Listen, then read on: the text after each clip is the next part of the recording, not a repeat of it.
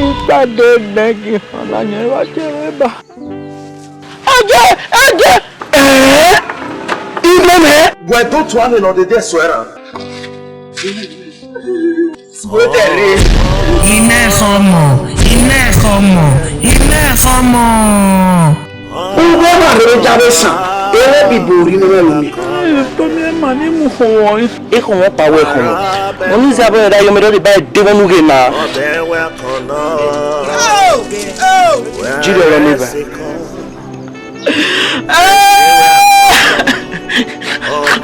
Bàgbọ́ ọ̀nà dédé rà yóò fọ́ wà pẹ̀fà. Àbúrò kan wọ́n bẹ̀rẹ̀ bẹ̀rẹ̀ àwùwà. Wẹ́rẹ́ fẹ́ dọ́dọ́ yìí mi, òdèdè ẹ̀rọ bi ìbòlò. Ọ̀yìnbó ṣe mọ̀tà àbádé náà, lórí àwọn ṣe mọ̀tà àbádé. Iná ẹ̀kọ́ mọ̀.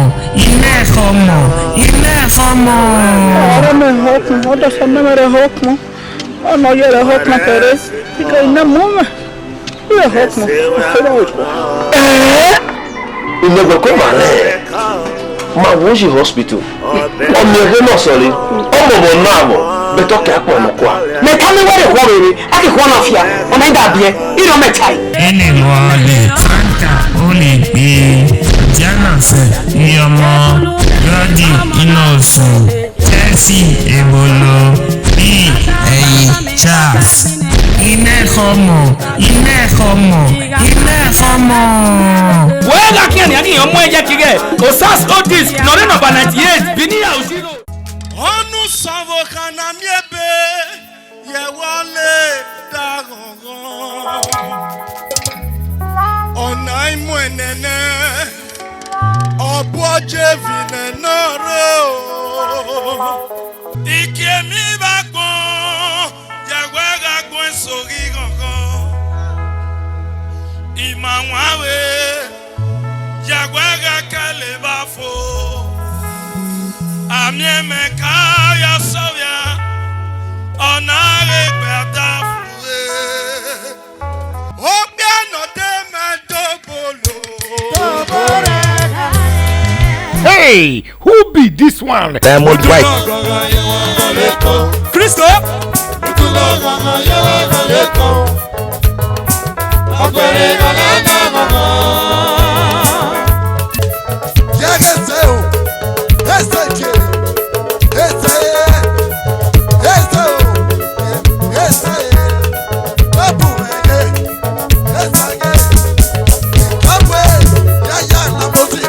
Diamond White, my brother, you too much.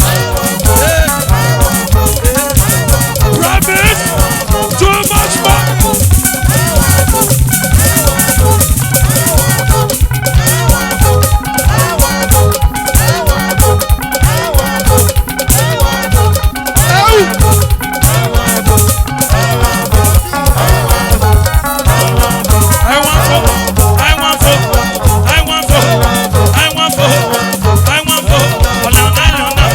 For the city shop way near you, but for plenty boku vibes, make you waka go meet Osas Otis for 98 Benin Auchi Road inside Osas Motors for Aduwawa, Benin City.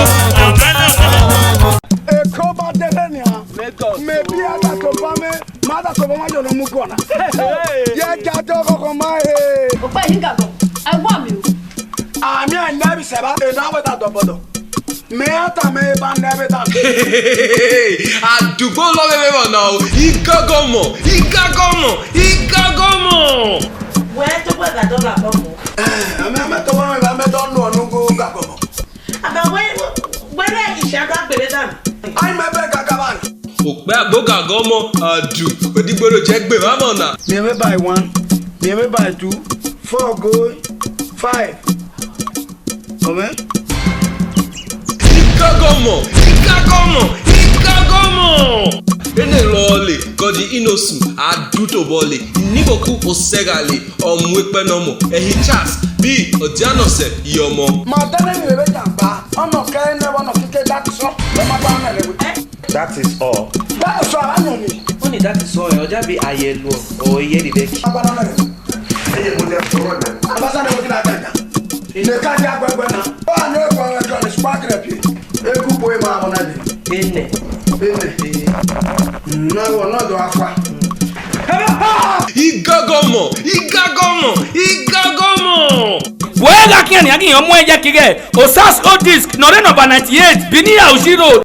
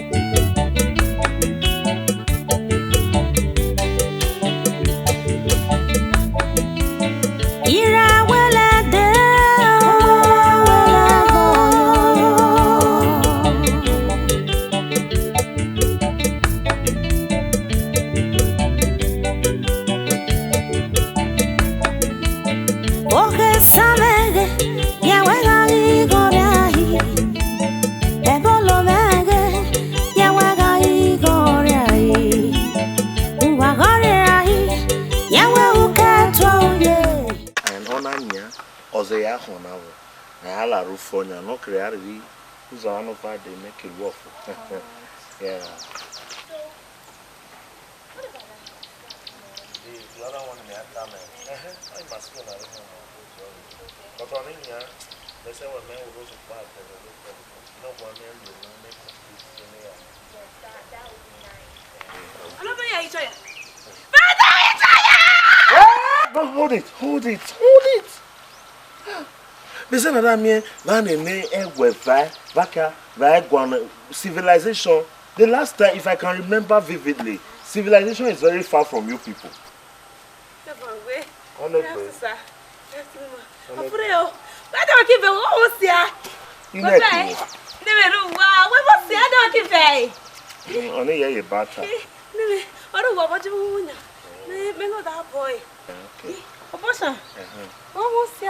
We met though.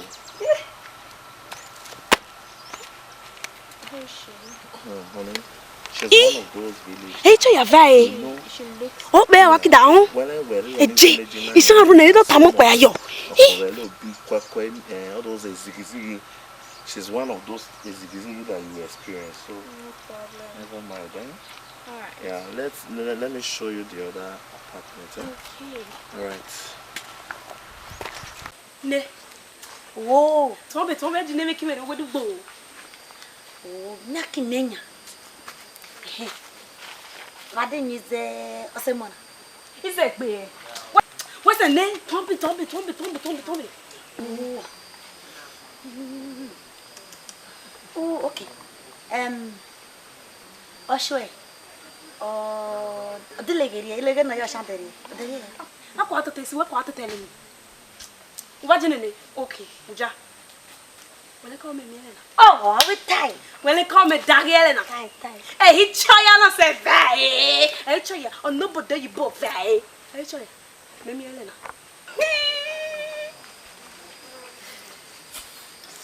Well, cause I'm you kigbe.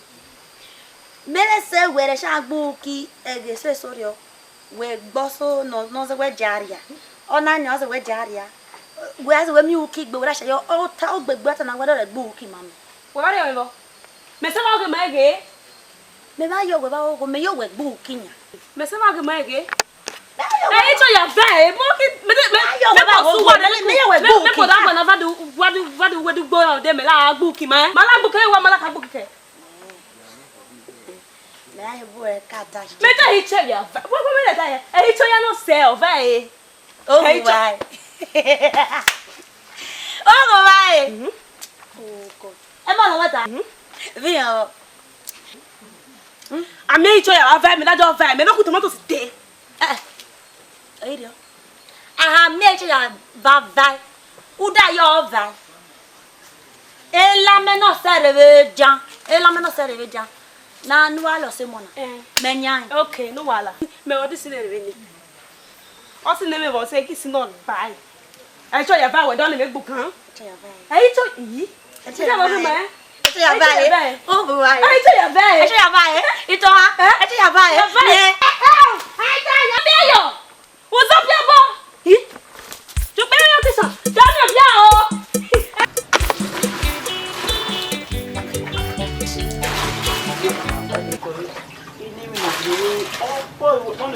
Onde bina na wache boy iku amere oro ni ba ene sunu pa yo me monu gwa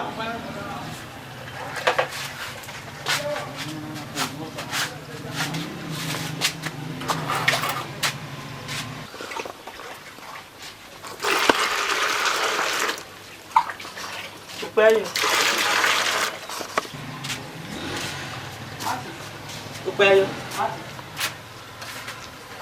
Où elle vient pas? Mais elle va vient. Hein? Pourquoi yo? Elle va me ça, où elle vient? Où elle vient? Où elle me ça, où elle vient?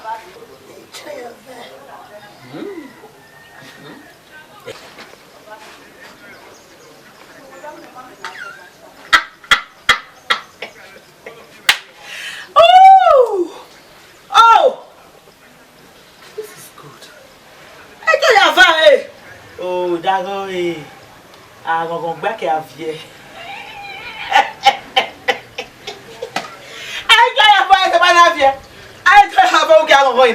Oh, about boo. Ah, allez, pas loin.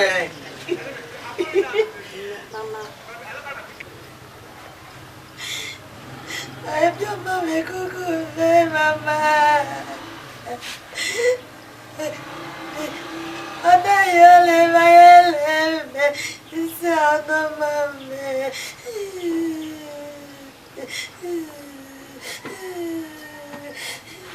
Ấy cho ya vai.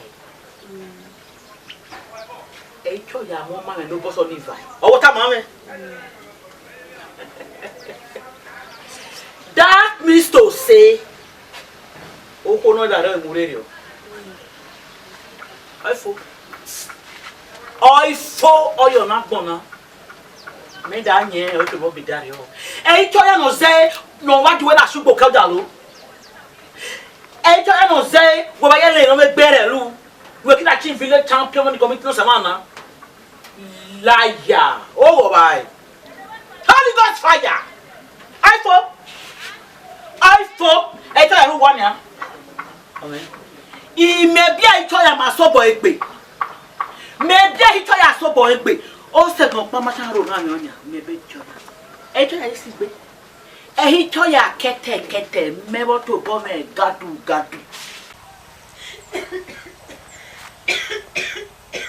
Jesus. O pe ayo. Wo yo welu ye. Ope mu jafo. Whether short or no sabe. Whether mu pe a. Owe gbo yo pe o bebe. E hichoya. E hichoya no wa le bolu. Ope ayo. Hey o. Oni va say yes eh. Whether you no know we buy. Well okay, we no know whether you house. Mere ta so we no wan he. Pokpa. O is we ne. Pokpa. O ne he. Oye mom. Oye mom. Oye me dice cheve. Ola vai. Oye que dorie me. Yo didn't make you wife baby. Didn't make you wife baby. Se me da lo. All the history of you. All the white be we be yin. All your way. E history that you already we mo yin. All the days you white be. Whether real history yabo. Whether real history yabo. Him. He never bail on anya. What time in there? He never let we shut up. Hey. we get him one amene pokpa o ne hehe upenyo panu we mu upenyo panu we aru ne bu eri okiki whether shon whether koko nibo whether mo lo pe o we to yo pe agbon ehi choya whether ye je choya ne no we ni ego re no so ku we the choir member bokija yenya What's in the middle? What's in the middle? Let me know. You don't like women up here. You try, yeah. You don't like women, you try, yeah. Like women, you try, yeah.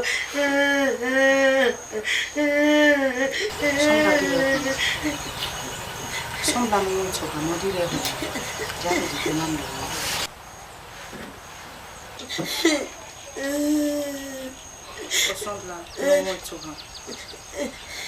ressemble à nos foquets. Projet dans nos yeux, et nous savons. Ressemble à un rôle. Avant de laisser, on relona.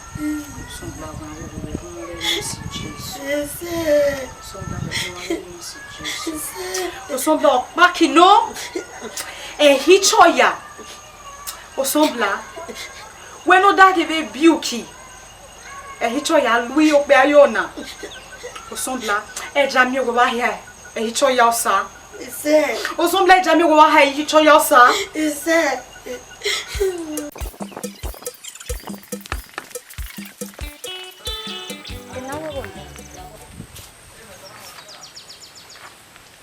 Where me vai dormir?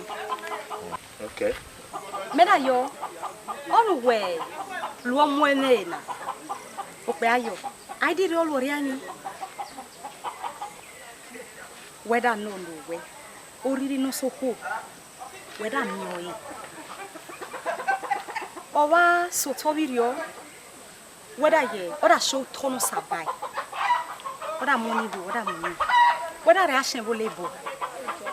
Weki vade, whether neni, roho wewe, whether rivai, whether yo vinage obeyo, or why ye see, okonare obuwa, or why ye mese, or may I me vado you wear vinage, will boahoni, or some blano de beguahu, or di hausa, or di hausa. And wait. If I can remember vividly, what's your name? Imeosi. Good. What's your name? Osi.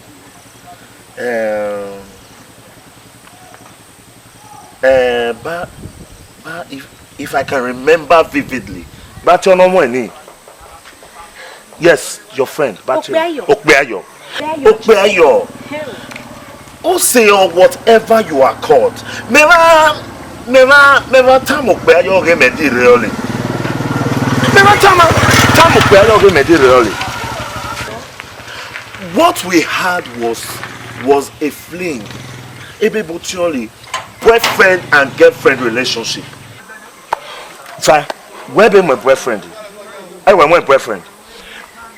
What Okbeayo and I had was a fling, a baby boyfriend and girlfriend relationship. Eh? Va. If I can remember vividly, I have traveled around the world. About the last time I checked, it was in 22 countries. The message travel joy. Was that in village, right?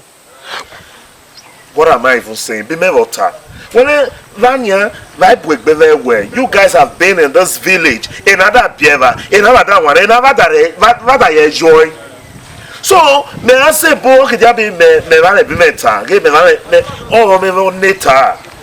see, levels don't change. May I more levels say, I have upgraded. When material? Video? Yes. Mujafo. Okbeayo go waye lerio. Where to no tani level we be. Level change. Or may I more operate with that level? Eh? I can name me buy that me one agmuna. I may buy that can name me one agmuna. Okbe yo we wa yele. Ebi me yo metama osobla oida hausa. Welwesi welobi. Osobla no rive gwa. Oi me yo metama oida hausa. Yes. Osobla oida hausa. Oni me va do tama obu ahwen. Gene. Yes. Osobla oida hausa. Ade osobla owa hausa. Onu wana the rest abo even me la fere nyen one in Oseiwe. Ade osobla owa hausa. We feel me as about travel to 22 countries in Meyo. Eroma where ya na no so bla ye hausa. No we si won e we na re because na pu egbe there we. Go gba yo oye moment. I have to move on. Levels has changed.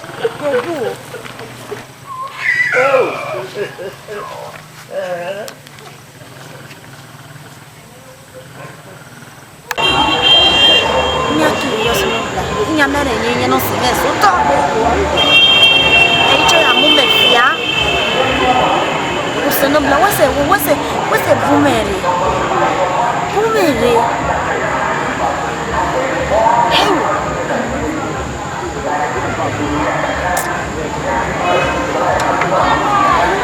Me hokirio. Iko mo ba baile nanya.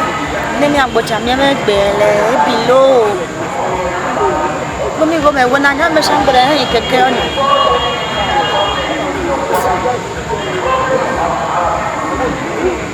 Eko. Raf, eko washa. Madam bana. Ana washa eko. Eko. Madam. Eko, keto kwa. I'm going to wake up. One Shunga. My name is also. Madam. I've man, that is good. Echo. That's what that's also there's some Okay.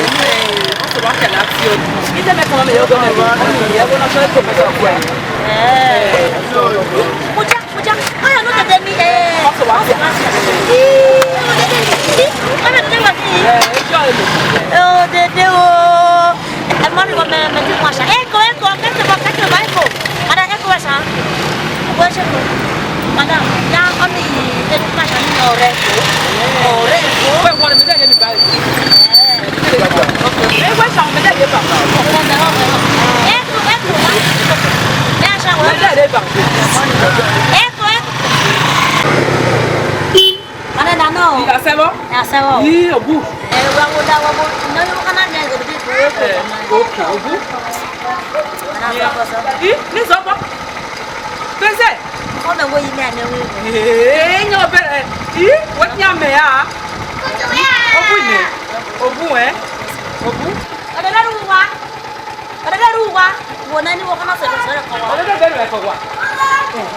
Only me comment am I get me that say bo my age me na be Kenya.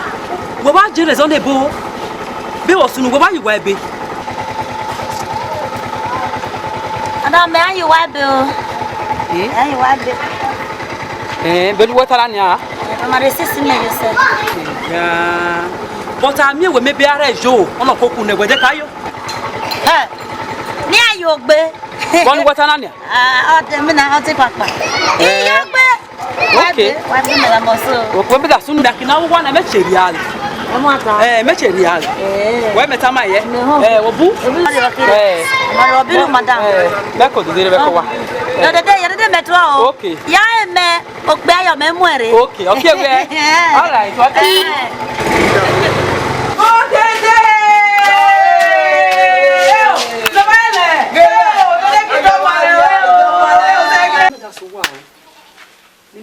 Zilo osiku obiko Ramude omora yo ole yori anuja ore begia ole biomo ono kana mehu emole ole ze medasina ogosho Ah. Na yo Obosha. Ide you Obosha de ESC we don na. Makino. Uwa wa gbo re ori gbo. Omo moment agbare je. Anyway, name nana rere. Na gene ze weda vai la. We yo no do ta ma me do da kene. Ego ine we boy hono mama jo ta ma enya. Oh noro muwelo mero muwelo kweri no sa. Aige ole tobole lo pasta sege no rieme hashi city city ara nashi city ni me ji wabe no hune no jakoni ai kire na yo bi aji o wa se gwa jo nu weri go e bale ye you know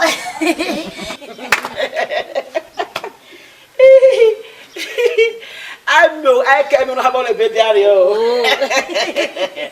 I will let it on Mama Baba. Regina. Oh, Regina. You go to fake pan, no bonnet, it been wherever no rushing one. I van. I was over. If I don't pass in you. Oh, no, can I make one more like me? Oh, let me tell you, maybe don't come on again, make one on you. On weapon of Coconani, make one mirror you. May I show us a 10 moment, my one at Babuna? Ah, maybe we can't have one at Babuna. It was time of cool road now. I did a cake home, a car home, Makiria. On never seen where time you look at no wash. How they get that home? You have never called one. You don't get about it.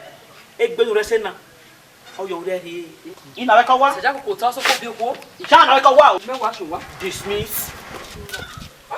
Dismiss? Well, why of I that means to say whether woman young one. That means to say only the more jabuge.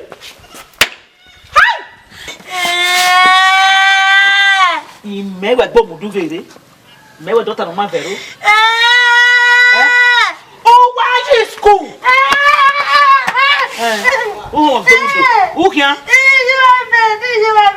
Can I penny left for you?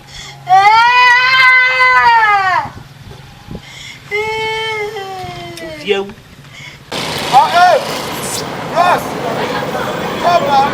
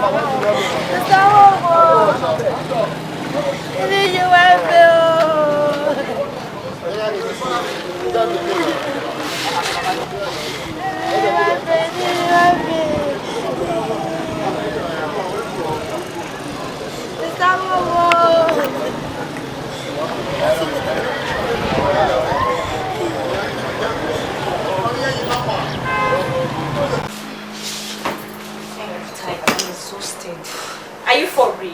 What? Come and take the bags inside. What's wrong with you? You take them yourself. Why should I take them inside? Because I'm your senior and I asked you to take them inside. I will not, please. No, take the bags inside. What's wrong with you? I can't take them inside, please. I'm tired. So there's a wonder if I'm senior to you, as Mom said. You disrespect me and you don't even apologize to me. What is wrong with you? Sister Judy, the fact that you're senior to me does not mean you should go beyond your limits. I'll be 18 next year, so mind it. I'm even tired of this country. Mommy should say something about taking me back to America. I'm tired. Dear, I pity you. This is your country and this is where you will stay.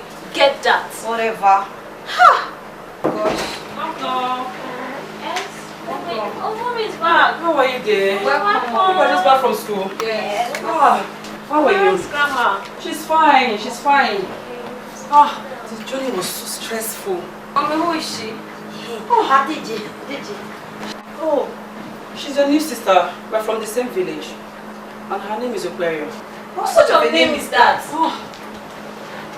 Yes.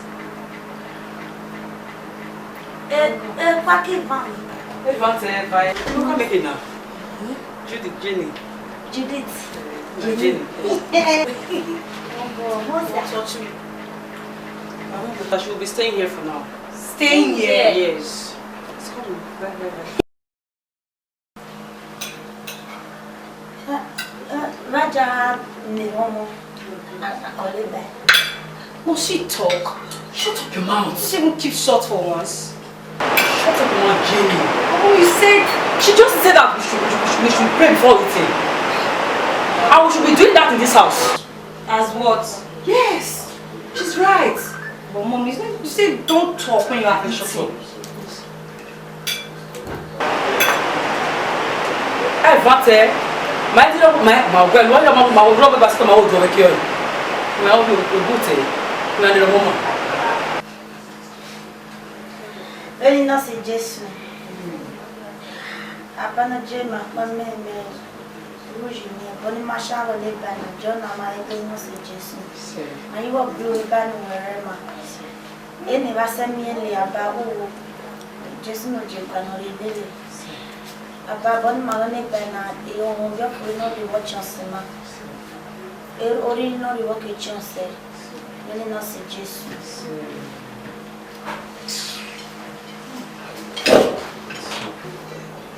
Are we eating now? Yes, who's there? Let me get to the door. Alright. Yeah.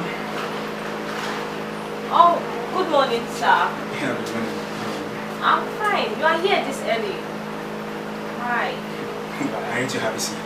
I didn't say so. Okay. To see your mom. Okay, this way. Mommy, please excuse me. Yeah? Our tutor is here. He wants to see you. Good morning. Yeah, good morning, madam. How are you? I'm fine. Well done. Fine. I had to travel. How was it? It was okay. How was it? Good, thank God. How are you? How are you? That's good. She's my new sister from the same village. We came together yesterday. Okay. Please, what you help me to do? I'm learning to teach her. Okay. Please, so that she can pick up. You know she came from the village. Because I'm seeing that style her. And I think that she will learn quick.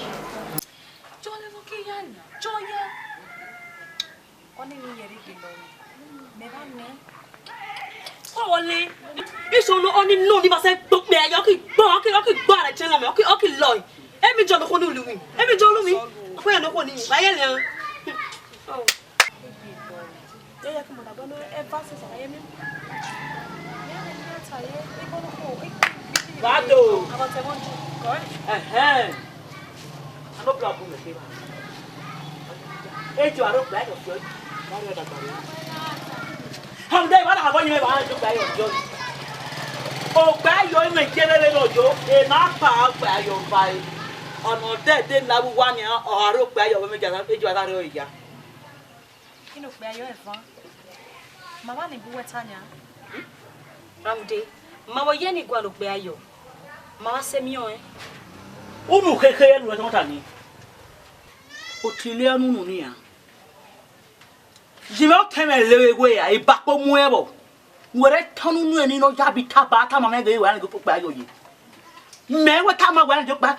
Oh, that means to say we ba le joje, we ba le. O kind set. Ya ba, e wa sunu mena. Ya ba be wa sunu mena. Yi ono ko na gbo fa mena. Be present wo na wo so na. Ye lo gbe ayo na ta. Ye mata. Ha? Uwa na mada do to a. Ovai, oyo kenya ki mari gbe ayo na. E mata. Ima wo ma se mi gbe ayo. I ugbo fa e. Obare mamo. Auto ya watamu. Ugbo fa e. Bu wa na so, bu wa so na. Ye lo gbe ayo no jere o. E mata. Eje. E naisi ikeke paki nu adi onu ba gbo fa wa no se me. Ha? E ikeke paki ni o gbe da won ni go da mu no je. Whether who said off any game. Not that make you want to say, or let what you like, I don't want you to ayo. Ah? Okay. I guess you are okay. Simona, no chicken. Or can't settle. Or can't set it. You're set. Or has set it. Make it milk hair. Ivalu nyeke, many ne bear your gada. Okay. You look your set. Okay. You're set. I shall set. You're set. I shall set you. I shall set. You're set. Okay. Imame. I shall set. By getting leggy. I shall set you. Eki. Yayoje. Ine mama le. You got it? Mo atana pa. Ni ne no pe me mo bobo. Pa tare ni a ma le joje. Mama mi ope ayo. E ko ni secretary ino wa ni a o. E mo tana geleta. Ope ayo ma wo gwa no nyo. O mo gwa do dere. Ọmọ kí bẹ́ẹ̀ bá ẹ bẹ́ẹ̀ tá sí ọ̀dà hàn. Ọ̀lẹ́ sẹ́ni ká nà wá ní àbá lẹ́yìn pé àjọjẹ. Ẹ máa wá ní ìjọ́ṣe. Ọ̀gbọ́n mẹ́. Ó yọ ní wà náà máa ṣe ọba ṣe náà. Yẹ́ ìhàn rẹ̀. Ọbẹ̀ sísẹ̀ bá. Ọ̀rẹ́ ìsìn mọ́mí dábàá yìí náà. Ọtá bẹ̀rẹ̀ à. Ọba ṣe náà o. Ọba ṣe ṣe é.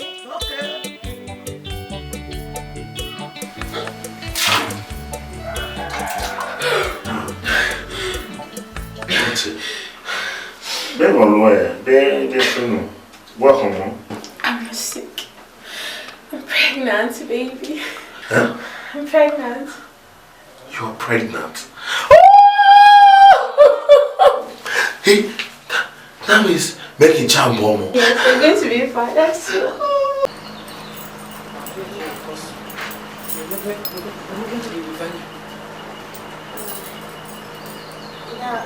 Sister, What moment kana?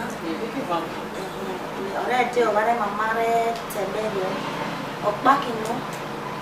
Me ona we mo me ra ruwa. Ova kia ruwa ai mo. Ole we no de. Oda bo da mo buere taloje. Nga do rete abeni wokana. Kon were tonota. Nada tabancho wevaye wekemi abenu kami jorar hevae wedana mi talo on me kometa do uhi resa uhi osesa olei o kwesa no moigo ọmọ emi kono ọmọ emi ore ọmọ emi kike ọmọ wa ọmọ moto ọpẹsẹ ọbọdọ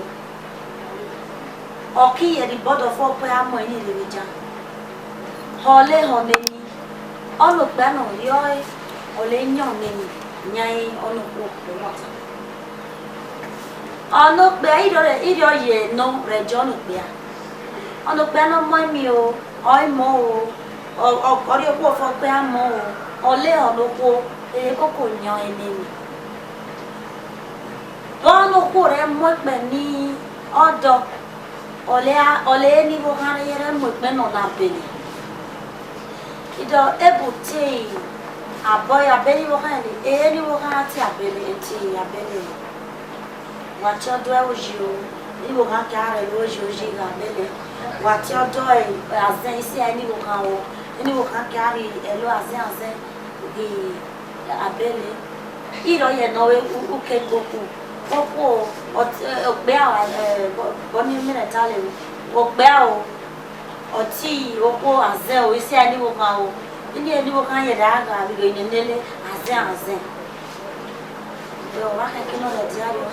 Ayo se lo gbara meni leole. Iba leole.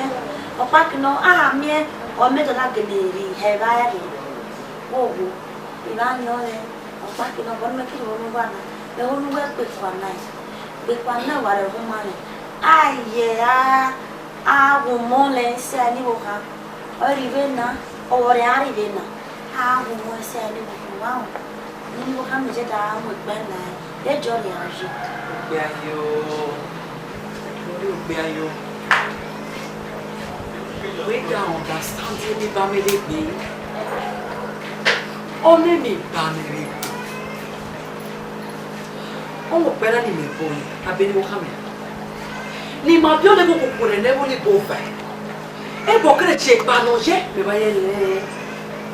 E mi ne si mama bio le ko re e gbe we re wa. Oda ga e ya njale ya.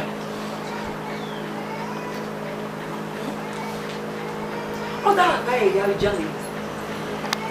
Ono kwebo no kare. Oda ki abole. E ha me kire ho. We wo da le no to bi lo kuna le na ni. Yo pa. Imo yisko meno. Ele bale meno. Imo pa. Oi ba mewete. Olo mo kida kere. Iya kila o aki o me aki demo sawalo. No sawalo reme. Iye le ge yere khole be jiwo kamele. Oi ba mewete. Pensa de la famille. Oi ba mewete pe yo. Oti. Oi ba mewete. Oti. Ayo bien. Wow, ayo bien. Papa kino. One me na one wala. They won't be a missing now on the one. So, it don't only on the water. Oh, see, million. If nothing is happening in the year, when necessary, Jammy were women. We were pray or Sharon and Angie, why Benya. Oh, Sunny more well in your lake or lay. Oh, do it, making little. Okay, back. Okay, teacher, where more. One way, Salania. You say, oh, you say.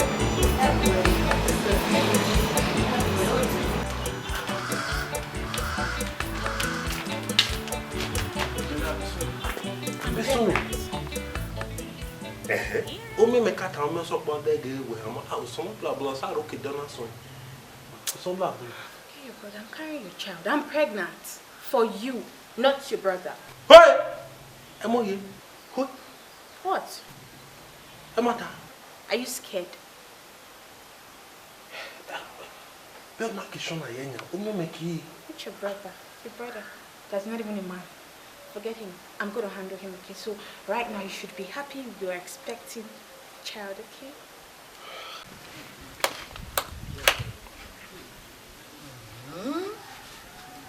Where are you?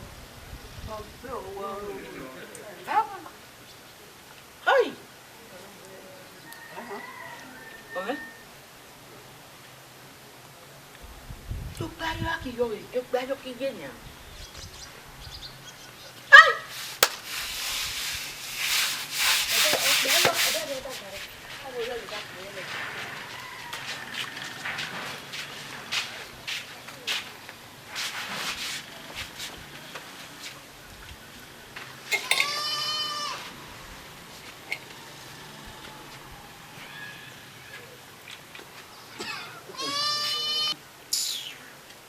Boy, ni kwa ki mi fe na le mudaga mi. Madam. Otana ta de me be o. Ma yi mi fe, ma kata me de ma yi mi fe. So da bien fe me ba le o.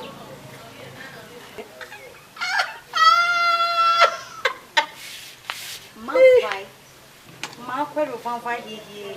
O pray o ma yo nya de. Where did that bari? Ma sha mi o. Elena nya won mo si do pe o dagbare. Yo le dagbare. E o be ya.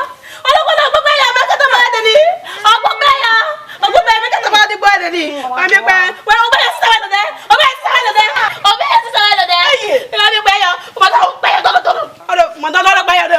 yele. Isono se baba se menhe.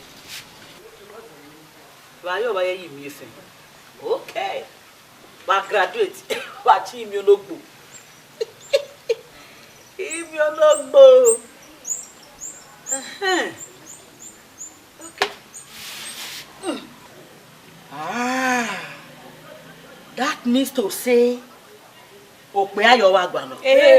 Ọmọ gba na da gbare. Amuja ibade.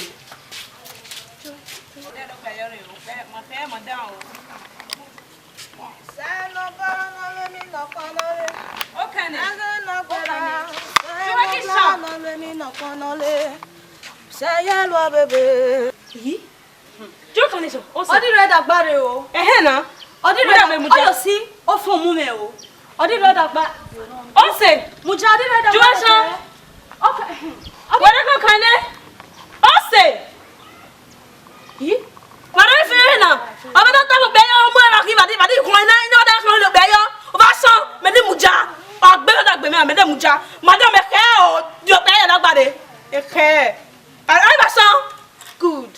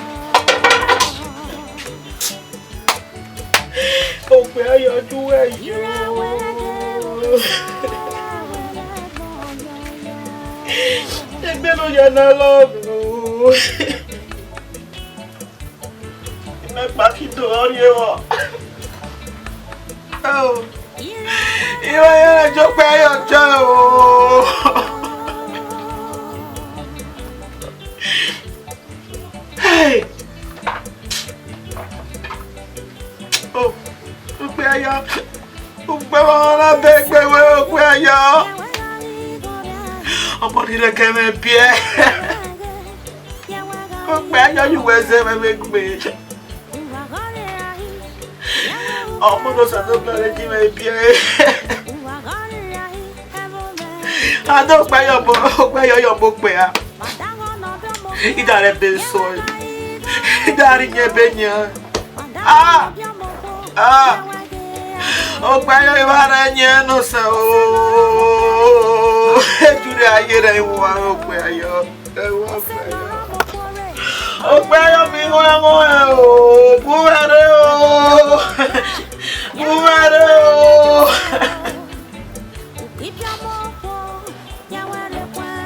Okwayo. Oh, come on, where was you? Where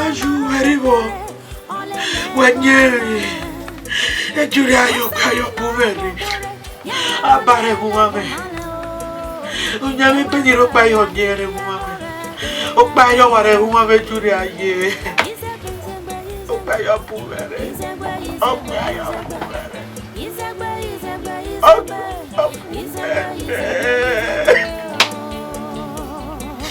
Hey!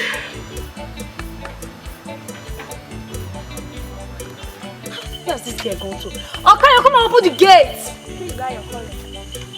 This village girl, my mom brought for the village. Okay, yo!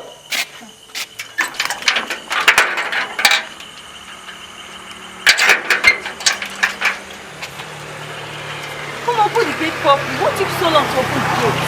What are you even doing this ourselves? Janela. Who is she? Oh, you have not met her before. She's one village team my mom brought from the village.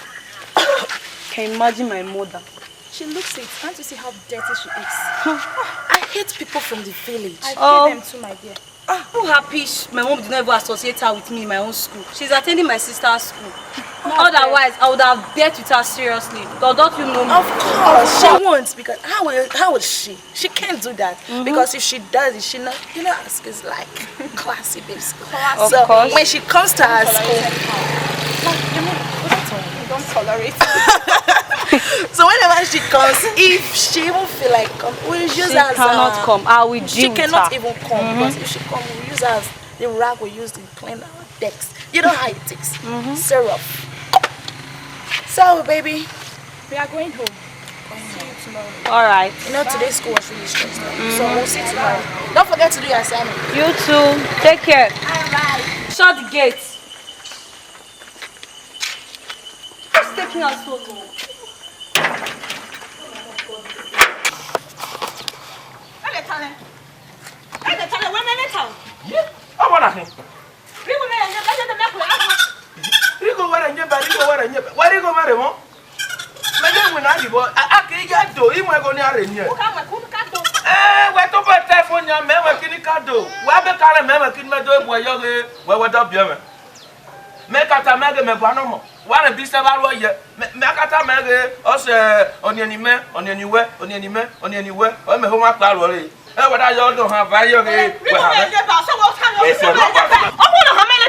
Ugodo he no se ka han me gonu kiduna uko ba se ka me sakwa ona mo kwa kiwo me yo igo ribo oni go ni ate gbo igo ne me enye be o e be ba kwa ale onu gwana igo me enye be o igo me enye be o e ba se me kwade me oni do me ikyo ya ai kwe icho ya ai kwe yo na bo le po ai kwe yo na bo le po zobo tenyo so pana igo me enye be o ka igo me enye be ikyo ya ye bo le bo we je gbe fun re no me agboro yo na bo le bo Rigo me enye be o ni kele rigo ye ini wa kilu me e tale we je gbe fun re me ba ta yo na bo le bo pa ke ko wa idi ora je tale ala wa kilu me nya ala wa kilu me e tale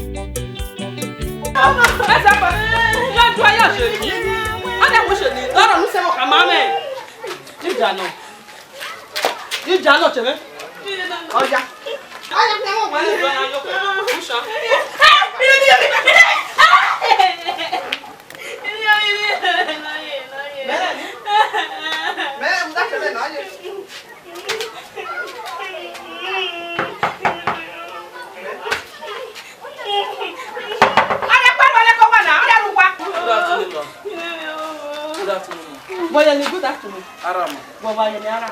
Wọ́n yẹ kàlọ́. Ọ̀nà. Ọ̀pọ̀ ẹ̀wọ̀n náà. Ọ̀nà. Ẹ lọ gbá la bèbà. Ayọ̀ lè nà. Hello. Mẹ́ka lẹ́ẹ̀kẹ́. Mẹ́ka ni ọ̀nà máa ń nà. Wọ́n lè bẹ́ẹ̀ mẹ́ta báyìí ní. Ọ̀hún ma. Ọ̀yin náà gbé wẹ́tẹ́ wẹ́mẹ́ kẹ́ẹ̀nà. Mẹ́ka ni ọ̀nà máa ń nà. Ọ̀hún ṣe mẹ́ta báyìí. Mako yo to okpa na ira were le oria de ma yo to okpa ira were mweke mako yo to okpa o to pa mako yo okay o to pa mako yo o to ba da len gbe etu e brothers and sisters in the Lord me yo yo to o to e o so me brother ko len gbe what le ni ona o what sex la cannot we me ropo ni we bo yo ko madam me ba yo no ma le na Mami ba e se ba le na ina me owo Bele. Wale. Osala me wale. E ko mo la lo egbo we ye re. E su pa mo lo igba fa ni gba le igba se no. Wale me. Wadi le me o. E ko la cho mi di la jo we. Osala me ni bi ko no. Wale me. Wale ko.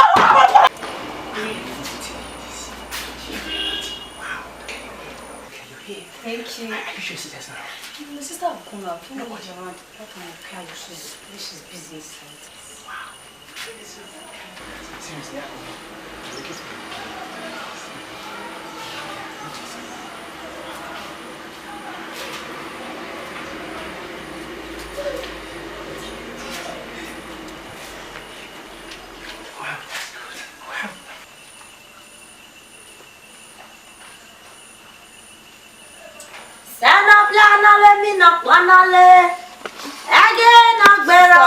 What are you doing here? Did you come out from now? You too. What I do here? It's not what you think. Noma, what are you doing here?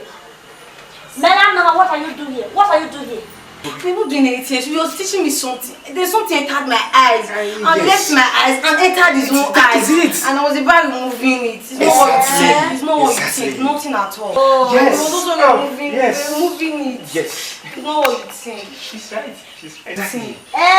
Yes. Something enter eye. Come on. Enter this one. Enter that one. Yes. Hey. Yes. Now that one you they call her. Say transfer. Of aggression. It's not so. It's not so. Transfer of aggression. Ole honey. Sister, it's not what you think. Dear Miss so. Bon medage boy bivalu. Akpa kino. Babata ma mege. Ramoy class two of una here. Another class for here. Babata ma me. Not talk me. Not talk me. If you talk me say another class there. I for come. Join. It's not what you think. Seriously. I was trying to teach her something. I wasn't trying to teach you something. Yes, he's right. He's right. Yes. He was teaching me something. Oh, we're right. We're teaching her something. We're teaching her something. Oh yeah. We're teaching her something. Back, you know, mommy come today.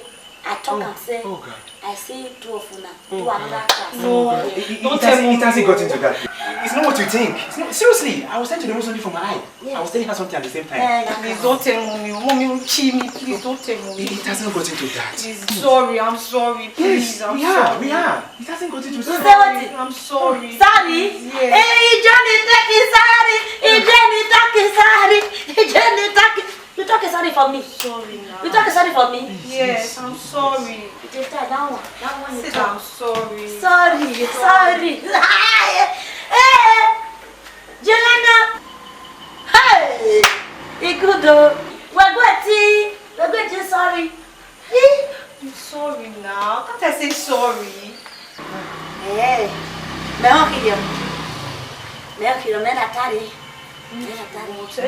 I'm packing now. You two both. Yes. We'll go talk anything now. one for me. Yes, anything at all. Anything you want, I will do it. Please. Let the prayer now read now. Oh, me. Eh.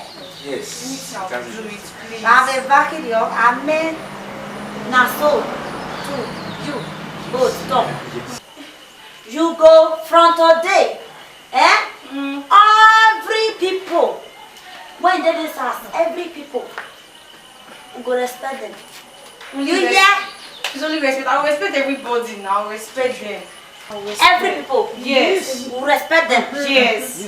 You who go teach me all the book when I need to do. Anything teachable, I will teach you. I reach university. I go come. You go teach me. I will teach you. You will know everything. I promise. I will teach. Even if my mommy, pay you, who go teach me. No problem at all. Yes. If I'm sick, don't worry. I will. I will. I Like will. you. Yes. Teacher. Yes. I don't know. I don't know. My car village. No, I favor ma. It's not what you think. It's not what you think. It's not him.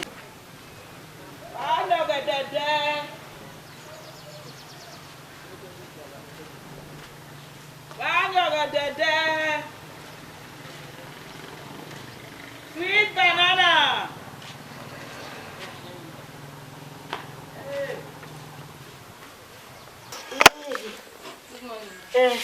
Money. How much for this one? This 100 naira, 50 naira, 20 naira.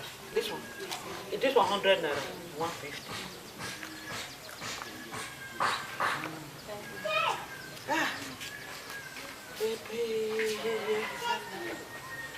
Bojana.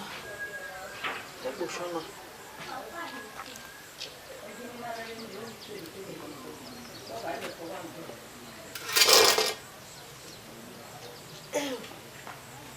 Hey, where are you moving serious? Okay, that's not my one.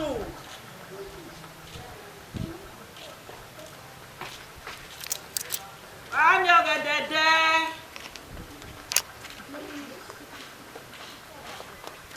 Sweet banana.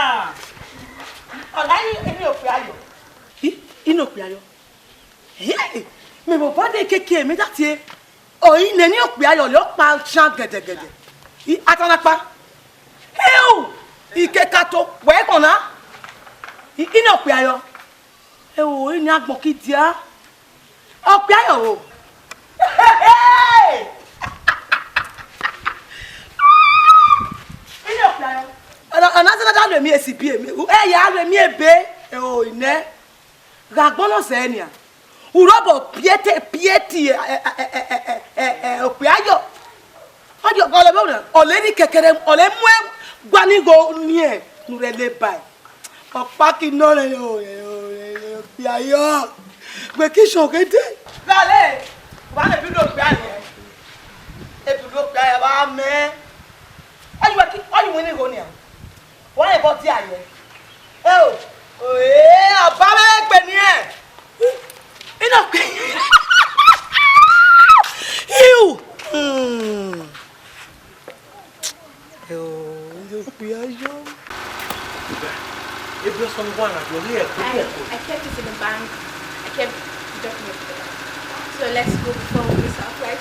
I was so happy. Mẹ́wò gbogbo ní ẹ̀kọ́. Ọ̀nà ẹ̀wọ́ di ẹ̀mẹ́ káàbọ̀ di ọ̀sán lásàrọ̀ sí àgbà.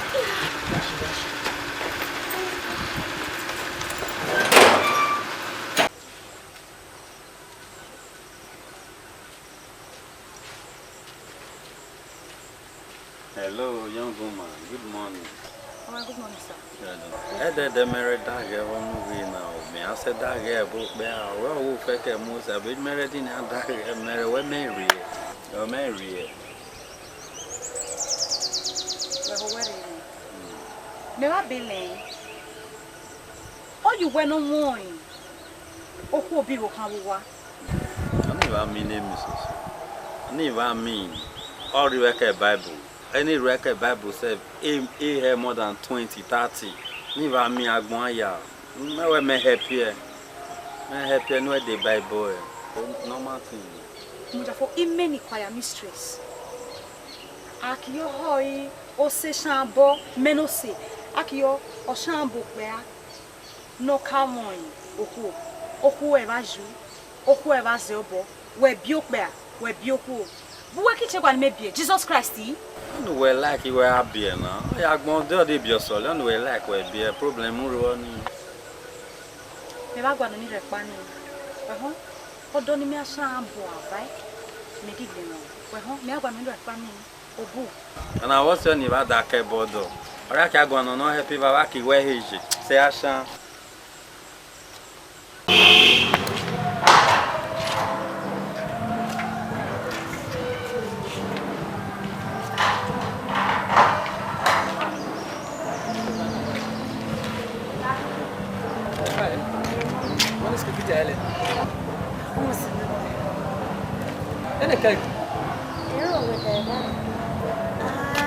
Mommy, they said we should bring some money tomorrow to buy some textbooks. Speak now. I'm so happy. This was really good. So that's good. You won't be. We'll stick to it. Don't let me pick up. I like it. I don't like the way you pick up this. You are buying it now. Each one is on. I don't know how much it is. The money is 10,700. Okay, now when I get to town, use my ATM. Come in there. Please, need your food. You want to go this way. Alright, take care.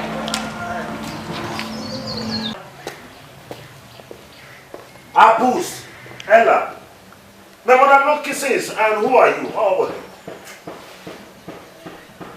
my mother blow only says that they should open the gate. Where's my gate man?